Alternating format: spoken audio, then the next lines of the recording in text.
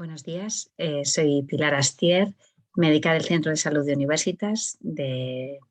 Zaragoza, miembro de la Comisión de Seguridad del Paciente de los sectores 1, 2, 3 y Calatayud de atención primaria. Soy profesora colaboradora de la universidad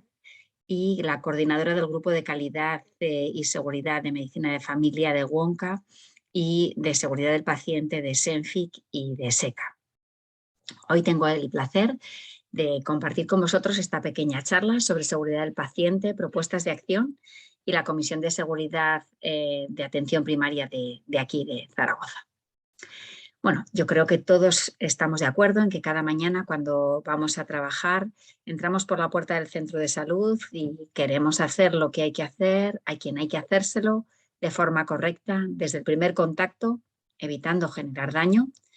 y consiguiendo satisfacción por parte del paciente y haciéndolo de forma eficiente. Por tanto, queremos hacerlo con la mejor calidad asistencial posible. Sin embargo, no en todas las situaciones lo conseguimos. Y así, por ejemplo, está María, de 84 años, que ha acudido a la consulta de enfermería para el control de la tensión y de la diabetes, pero a la vez tiene mucho dolor de rodillas. Ella tiene una artrosis severa y el paracetamol no le calmaba, así que ha probado la medicación de su marido, el aciclofenaco de 100, y se ha dado cuenta que le mejora. Entonces la enfermera pasa a la consulta médica y le pregunta si María podría tomar esta medicación. La médica, sin consultar la historia de María, porque está viendo a otro paciente, le dice que quizá mejor pruebe con el metamizol, ya que no interfiere con su hipertensión y tampoco con el problema de riñón que tiene la paciente. Sin embargo, María es alérgica al metamizol, pero la paciente desconoce que metamizol es lo mismo que nolotil. Así que en ese momento la médica no lo recuerda y emite una receta electrónica que la paciente va a recoger a la farmacia. María toma la medicación en casa y sufre un shock anafiláctico que es tratado por el 0,61. En esta situación en la que María, por su problema de patologías múltiples y alergias a medicamentos, ha habido unas situaciones de riesgo que afectaban al uso del medicamento y a la no consideración de las alergias, a otra situación de riesgo que se genera cuando el trabajo tiene interrupciones, llamadas, preguntas en relación con otros pacientes que me están en consulta y también en relación de los riesgos con el lenguaje que utilizamos con los pacientes, tratando de hacerles entender aquellas cosas de las que estamos hablando que afectan a su salud. En este caso, el utilizar una marca en lugar de un genérico o ambos nombres para facilitar la comprensión de María o bien preguntarle abiertamente si tiene alergias. Es decir, en nuestro sistema, en nuestro centro de salud, hay una serie de fallos latentes en la organización de los cuidados, en la gestión de los procesos, como puede ser la gestión del dolor y las diferentes comorbilidades, pero también tenemos unas condiciones de trabajo que suponen una sobrecarga, una indefinición de tareas, una formación insuficiente, una supervisión insuficiente, pues en este caso en relación con las alergias, fallos de comunicación, no sabemos igual la enfermera ha preguntado por las alergias ya o tenemos un incorrecto utilización de los sistemas de información, porque al hacer la prescripción electrónica probablemente apareciera en la parte superior la indicación de alergias a medicamentos. Y finalmente, a la hora de hacer la actividad, bien que nosotros tenemos un esquema de aquellas cosas que queremos tener en cuenta, pues hemos considerado que la paciente es hipertensa, que no era adecuado tomar AINES, que quizá le fuera mejor el metamizol, pero ha habido pues una distracción, quizá por el cansancio, quizá porque estábamos con otro paciente, de no consultar la historia clínica, y eso ha generado un daño para el paciente, un daño asociado a la atención que le estamos dando, un evento adverso. Entonces, no en todos los momentos que prestamos atención al paciente podemos dar esa calidad, esa excelencia de atención que nosotros tenemos intención de llevar a cabo cuando llegamos por la mañana al centro de salud. Y normalmente nos situamos en un nivel de infracción normal en el cual pues, hay riesgos, pero no le generan daño al paciente. Sin embargo, en otras ocasiones, estos riesgos sí que pueden generar daño y estos incidentes con daño, que llamamos eventos adversos, en muchas ocasiones pueden ser evitables, aunque en otras inevitables. Y de estos que son evitables, pues a veces están vinculados pues, a prácticas que no son correctas o bien a situaciones que precipitan ese daño de una manera pues por una omisión de prácticas, ¿no? En general nos situamos en incidentes que son casi errores, es decir, que no llegan a producirle daño al paciente y de esta manera pues, garantizamos una calidad asistencial. Por ello, consideramos que la seguridad del paciente es el nivel básico de la calidad asistencial, es decir, que la manera más importante de garantizar una buena calidad asistencial es garantizar una seguridad en la atención. De ahí que la Organización Mundial de la Salud haya definido atención segura como la ausencia del daño innecesario en el curso de la atención sanitaria, ¿no? Y esto se convierte en una estrategia política a nivel internacional y a nivel nacional, pero que luego cada institución, cada hospital, cada centro de salud debe implementar a través de programas de prácticas seguras y que cada uno de nosotros como profesionales pues debemos actuar garantizando una atención segura, gestionando los riesgos. Entonces llamamos atención segura aquella que está libre de daños evitables y que por tanto supone desarrollar sistemas y procesos encaminados a reducir la probabilidad de que aparezcan fallos y errores, a aumentar la probabilidad de detectarlos y sobre todo a mitigar las consecuencias cuando han ocurrido. Y esto no es nuevo. Nosotros como profesionales del ámbito de la medicina ya sabemos que en nuestro juramento hipocrático uno de los principales valores es primero no hacer daño, ¿no? Esto lo pone de relieve el informe Errar es humano que realiza la Comisión de Calidad del Parlamento del Congreso americano a través del Instituto de Medicina, en el cual pues, se cuantifica el error y el daño que genera la atención sanitaria a los pacientes. Se pone sobre la mesa que los profesionales sanitarios somos humanos y nos podemos equivocar, pero que esta perspectiva del error, del fallo, no debe ser inculpatoria de forma individual, sino que debe tener una visión sistémica del error, por tanto que existen una serie de factores latentes en el sistema que van a facilitar esas situaciones de fallos que llevan a que un riesgo se convierta en un daño. Y es necesario hablar, notificar y aprender de esos errores para reducir la probabilidad de que ocurran. En 2013 aparece una publicación en el British Medical Journal en el que vuelve a cuantificar en el mismo país, en Estados Unidos, el error y el daño que ocurren por la prestación de la atención sanitaria. Y el error médico se ha convertido en la tercera causa más común de muerte en Estados Unidos tras el cáncer y la enfermedad cardiovascular. ¿Y qué ocurre después de 23 años de Errar es humano? Bueno, que durante estos años, fundamentalmente la Organización Mundial de la Salud ha estado lanzando diferentes retos para mejorar la atención sanitaria en aquellos aspectos que garantizan la seguridad con gestos sencillos, como es el lavado de manos, la realización de una lista de verificación de cirugía segura o de el parto seguro. Y en 2017 lanza el Reto Mundial de la Medicación sin Daño,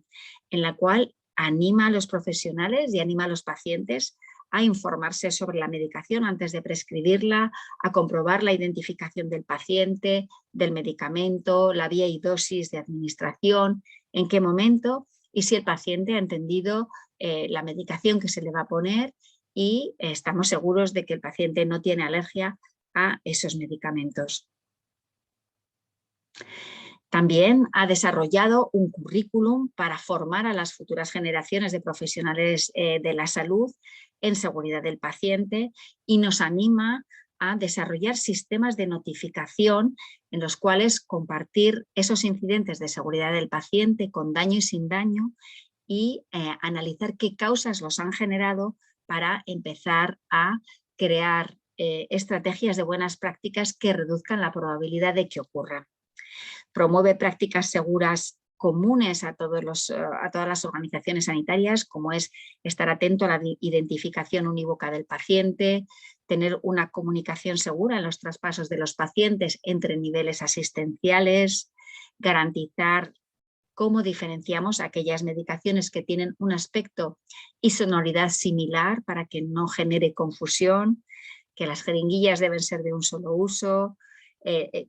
tener en cuenta la concentración de las soluciones de electrolitos en las ampollas de medicación, evitar errores de conexión de tubos y catéteres, realizar una cirugía en el lugar correcto del cuerpo, asegurar la precisión de la medicación en las transiciones asistenciales entre primaria y hospital, entre primaria y residencias sociosanitarias, entre hospital y primaria, y mejorar la higiene de manos para conseguir reducir las infecciones asociadas a la atención sanitaria. Para atención primaria, específicamente desarrolla un conjunto de 9 informes que abordan los aspectos más importantes de seguridad del paciente en atención primaria, como son los errores administrativos, los errores en el proceso diagnóstico, en el uso de los medicamentos, cómo conseguir la implicación de los pacientes en su propia seguridad, cómo abordar los factores humanos en el puesto de trabajo para reducir los incidentes de seguridad del paciente, un buen uso de las herramientas de tecnologías de la información y la comunicación en atención primaria, consideraciones sobre los riesgos que conlleva el manejo de pacientes con multimorbilidad, evaluar las transiciones asistenciales, trabajar en mejorar las condiciones de trabajo, la ergonomía y la comunicación, es decir, los aspectos relacionados con los factores humanos, y mejorar la educación y la formación. Va a más la Organización Mundial de la Salud y en mayo de 2021 promueve una estrategia mundial, un plan global de seguridad del paciente 2021-2030, en el que compromete a los gobiernos de todo el mundo que conforman la Asamblea Mundial de la Salud en construir un mundo en el que nadie sufra daño por atención sanitaria y que cada paciente reciba atención segura y respetuosa en cada momento y en cada lugar. Y por tanto, la meta es que alcancemos la reducción máxima posible del daño evitable debido a una atención insegura a nivel global. Y para ello promueve impulsar políticas, acciones, estrategias, de tal manera que podamos eliminar todas las fuentes de riesgo evitable y de daño a los pacientes y a los trabajadores sanitarios. Para ello involucra a los gobiernos, a las organizaciones y servicios sanitarios, a grupos de interés como sociedades científicas, asociaciones de pacientes y a la propia Secretaría de la OMS. Establece 7 objetivos estratégicos que tratan de promocionar políticas que eviten el daño, crear sistemas de alta fiabilidad, promocionar la seguridad de nuestros procesos clínicos, involucrar a los pacientes y a las familias, garantizar la formación, las habilidades para promover la seguridad entre los profesionales sanitarios, montar sistemas de información y de gestión de riesgos que faciliten esta labor en las organizaciones sanitarias y buscar la colaboración y sinergia y solidaridad entre todas las organizaciones sanitarias para conseguirlo. ¿Y qué hemos hecho aquí en España? Bueno, pues en España hemos ido trabajando en seguridad del paciente desde el Plan Nacional de Calidad de 2007, en el cual la Estrategia 8 hablaba sobre cómo mejorar la seguridad del paciente en el Sistema Nacional de Salud. Desde el 2005 al 2011 se invirtió en desarrollar diferentes programas nacionales como el de identificación unívoca de paciente, el de control de las infecciones asociadas a la atención sanitaria y finalmente en el quinquenio 2015-2020 se desplegó la Estrategia de Seguridad del Paciente del Sistema Nacional de Salud. Esta estrategia estaba estructurada en 6 líneas de actuación. Una, el promover la cultura de seguridad del paciente y la formación a los profesionales. Involucrar a los pacientes en su seguridad, desarrollar el sistema de notificación y aprendizaje de eventos adversos, promover prácticas seguras en la atención, investigar qué ocurre con los incidentes de seguridad del paciente en nuestro sistema de salud y procurar una cooperación internacional que nos ayude a aprender para mejorar la atención en seguridad del paciente. Los principales estudios que se han desarrollado en España han sido el estudio APEAS, que es el estudio de eventos adversos en atención primaria, donde se detectaba que la mayor parte de los incidentes de seguridad del paciente en atención primaria estaban relacionados con la medicación, como también ocurría en el estudio ENEAS de eventos adversos en hospitalización y también el estudio ERCAS de eventos adversos en las residencias y centros sociosanitarios. Quedaría profundizar en otras causas importantes en estos estudios, como son los errores diagnósticos, la organización de los cuidados y, cómo no, considerar también un estudio similar a la PEAS, pero en el entorno del paciente. Por tanto, la foto que tenemos es que 1 de cada 10 pacientes hospitalizados en España puede sufrir un evento adverso, un incidente de seguridad del paciente con daño, de los cuales la mitad son evitables, y a nivel de atención primaria, 1 de cada 100 pacientes atendidos puede sufrir un evento adverso, de los cuales el 70% pueden ser evitables. Parece una cifra pequeña en atención primaria, pero dada la alta frecuentación que tenemos en las consultas de atención primaria, pues imaginaros que ahora estamos viendo entre 40 y 45 pacientes diarios, que multiplicados por 5 días nos sitúan en 200 a la semana, supone que vamos a tener probablemente 2 situaciones de incidentes de seguridad del paciente con daño en nuestras consultas. ¿Y qué aspectos condicionan la seguridad del paciente en atención primaria? Pues por un lado el entorno, ¿no? A nivel hospitalario el proceso en general está mucho más controlado. El paciente está en un entorno donde los procedimientos que se van realizando están programados la mayor parte. En cambio, en el entorno ambulatorio, en atención primaria, tenemos un menor control del proceso de atención. Por otro lado, el contexto del paciente es diferente. El paciente en su entorno pues, tiene que hacer autogestión de sus cuidados en su domicilio, la comunicación con los profesionales está menos estandarizada, tenemos que promover las decisiones compartidas con una buena comprensión del mensaje que transmitimos. Por otro lado, está también el problema con la adherencia de la medicación y la adherencia a los buenos hábitos de salud. Otra parte de estos aspectos de seguridad están relacionados con los factores humanos, con el equipo de atención primaria, que es un equipo multidisciplinar, administrativos, enfermeras, médicas, trabajadores sociales, fisioterapeutas, con diferentes perspectivas y diferentes formas de comunicación. Y también cómo se organiza el trabajo, ¿no? Cómo hacemos una coordinación entre niveles asistenciales, cómo manejamos los pacientes programados y urgentes, cómo gestionamos la demanda espontánea no programada y la presión asistencial. Todos son retos que se traducen en incidentes. Pues, por ejemplo, en relación con el entorno, podemos hablar de una mujer de 66 años que mientras desayunaba ha notado una visión doble, sensación de mareo, debilidad, y es valorado como un código ictus en el hospital, ya que tiene una tensión de 202/120. Y la paciente refiere que había dejado el tratamiento de la hipertensión recientemente porque le hacía orinar mucho. Por tanto, este incidente de seguridad del paciente, en el cual pues, no hemos sabido reforzar a tiempo la medicación explicando los riesgos, es una tarea que debemos hablar y debemos analizar cómo mejorar. Un varón de 78 años que es dado de alta del hospital con una nueva pauta de insulina y antidiabético oral. Sin embargo, pues, la familia acude a solicitar agujas, no le preguntamos pues, qué tal está manejando la insulina y a los 4 días ponen un aviso por malestar y vómitos, ¿no? Interrogado al paciente, pues no se aclara bien con la pluma de insulina y ha decidido dejar ponérselo, ¿no? Entonces, aquí nuevamente el contexto del paciente, donde no es un entorno controlado, el papel de atención primaria en la supervisión de aquellos tratamientos que se inician y son de riesgo, pues son áreas de mejora que tenemos que garantizar para una atención segura. Por otro lado, pues podemos atender un aviso urgente por una parada cardiorrespiratoria en la calle de enfrente del centro de salud, salir con todo el equipo, el maletín, el desfibrilador, y cuando vamos a poner las pegatinas en el maletín no están, porque se han utilizado en una urgencia anterior y no hemos repuesto las pegatinas, ¿no? y al final el paciente pues, no responde a la reanimación cardiopulmonar avanzada del servicio de emergencias, que llega más tarde, y se puede considerar como un evento adverso, ¿no? En este caso, pues afecta al trabajo en equipo, ¿no? A la gestión de los recursos en el equipo, que lleva a que este sistema que hemos organizado pueda generar este incidente de seguridad del paciente tan grave y fatal.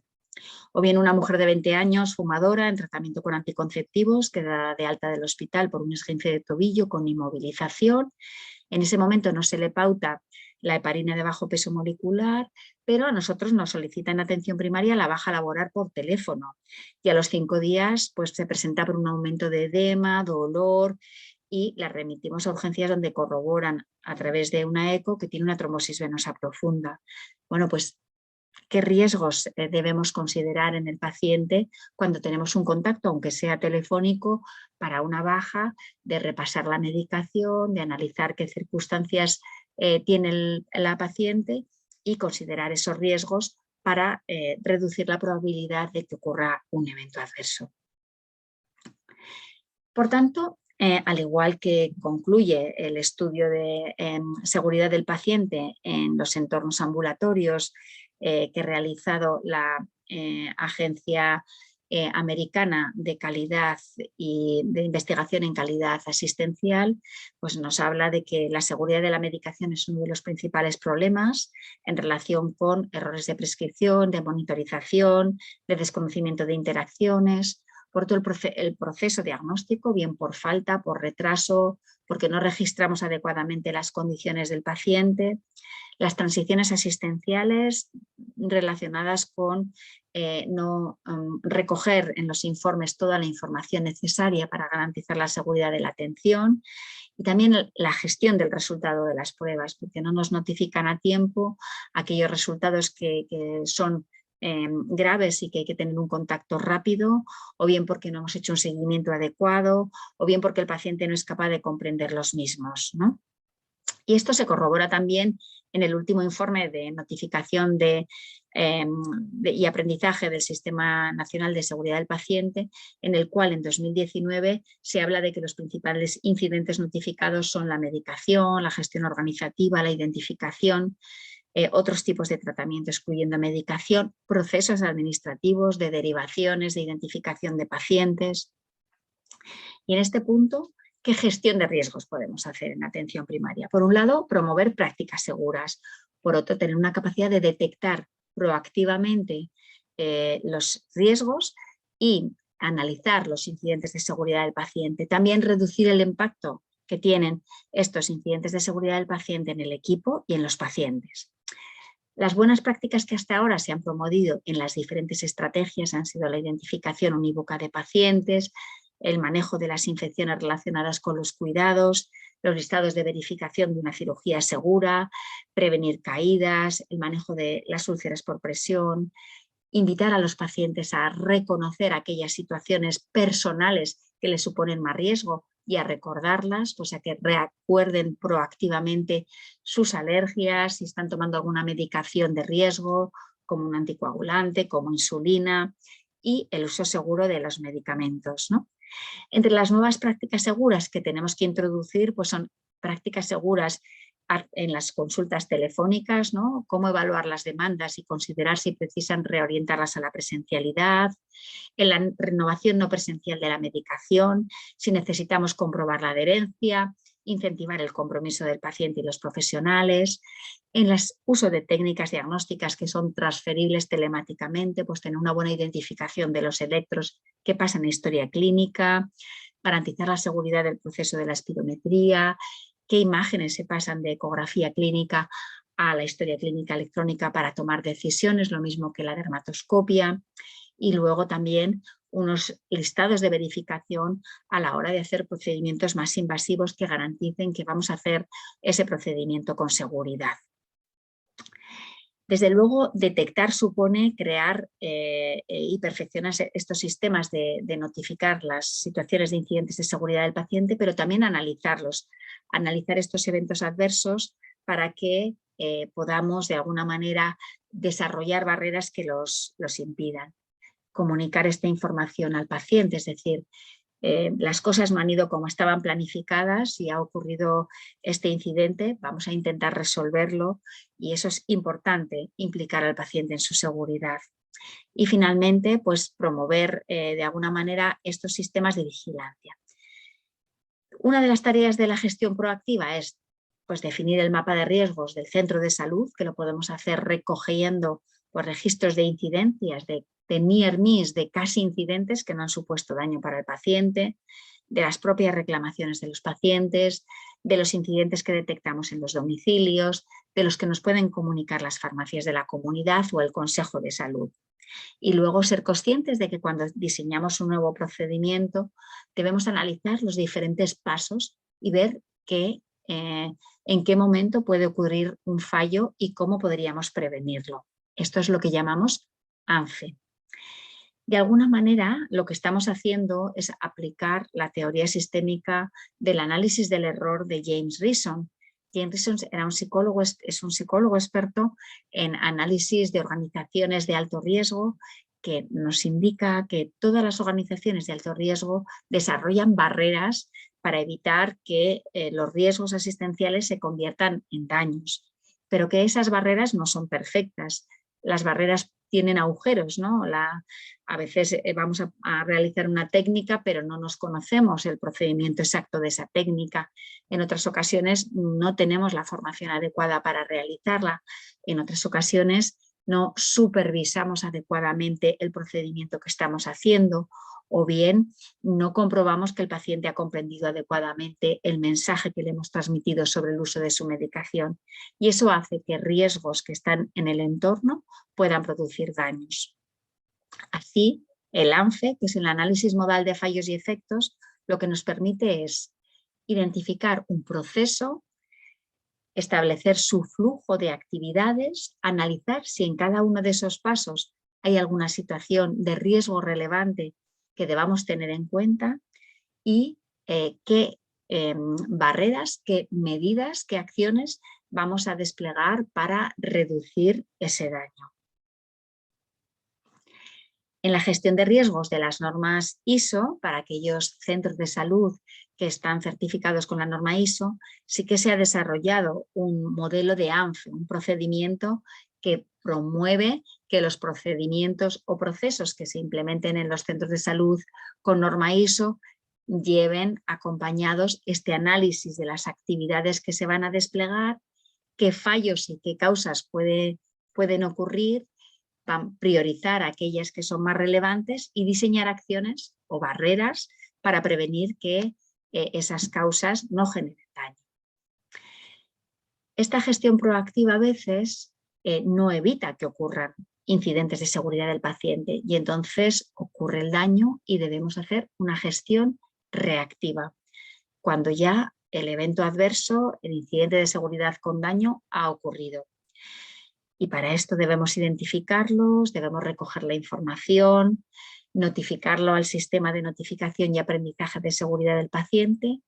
y hacer una reunión en el centro para analizar por qué ha ocurrido, ¿no? Analizar a través de un método que puede ser el protocolo de Londres, que analiza qué factores había en el momento en que ocurrió el evento adverso, qué personas estaban allí, cómo se realizó la actuación, y una vez que se identifica y se describe adecuadamente todo, pues qué acciones podemos desarrollar para mejorar. Por tanto, ¿qué ocurrió? ¿Por qué pasó? ¿Puede evitarse su repetición? ¿Qué propuestas de mejora? Y el sistema de notificación y aprendizaje que se utiliza en Aragón para los centros de atención primaria es el SINAPS, que está en la página del Ministerio de Sanidad. Cada uno de los equipos de atención primaria de Aragón tenemos un código de centro y en esa aplicación podemos describir el caso, podemos clasificar si ha sido grave o no grave, es decir, si ha dañado al paciente, y podemos promover las acciones de mejora y el análisis que hemos hecho en el equipo. Normalmente hay herramientas que podemos utilizar para que nos ayuden a hacer este análisis, como puede ser este diagrama de Ishikawa de la Agencia Inglesa de Seguridad del Paciente, en el que nos plantea analizar factores relacionados con la tarea, con las personas que han trabajado, con las circunstancias particulares del paciente, problemas de formación, problemas de comunicación, problemas de trabajo en equipo, y nos permitirá desarrollar una espina de pez en las cuales podamos plasmar pues, los fallos en relación con una atención urgente que ha generado daño al paciente y qué cosas han podido afectar para que después podamos analizar esos riesgos y las barreras que podemos desarrollar, ¿no? Finalmente, aunque hayamos hecho el análisis, debemos dar una respuesta al paciente, que es la primera víctima. Debemos comunicarle lo que ha ocurrido y darle una opción alternativa de tratamiento. Por otro lado, también acompañar a los profesionales sanitarios que no querían actuar de una manera equivocada o no querían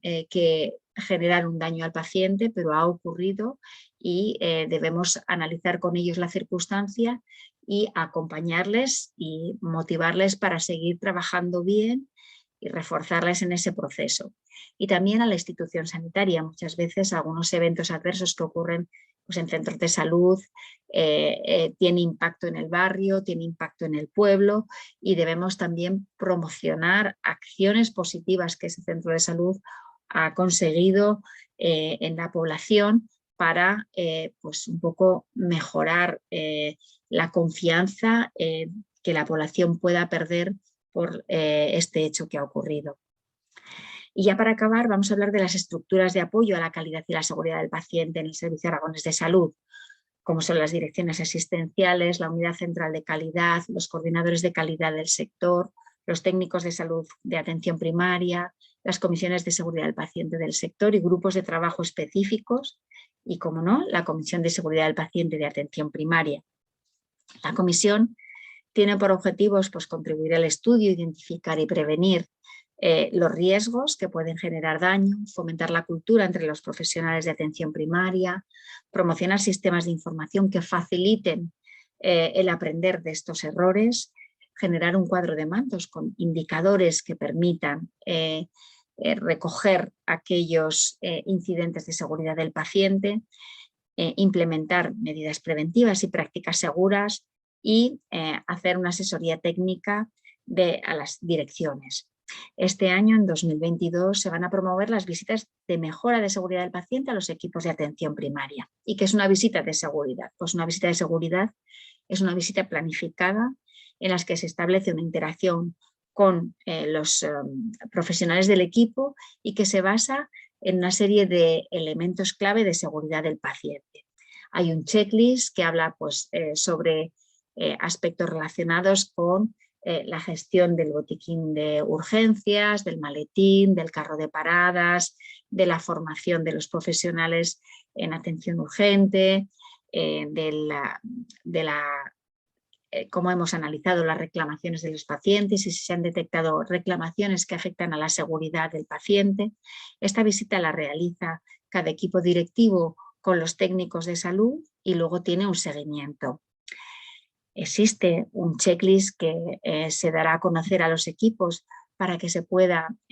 analizar, mejorar y establecer una serie de propuestas de acciones y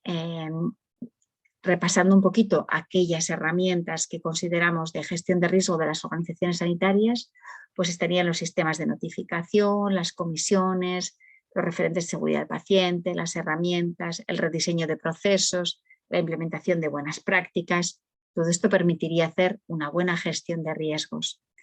¿Por qué? Porque lo que pretendemos es crear una cultura de seguridad entre los profesionales de atención primaria, un compromiso con la calidad, prioritariamente con la seguridad del paciente, que nos permite identificar las causas, investigar los incidentes, aprender, comunicar, gestionar los recursos humanos, formar y entrenarnos en seguridad y mejorar el trabajo en equipo.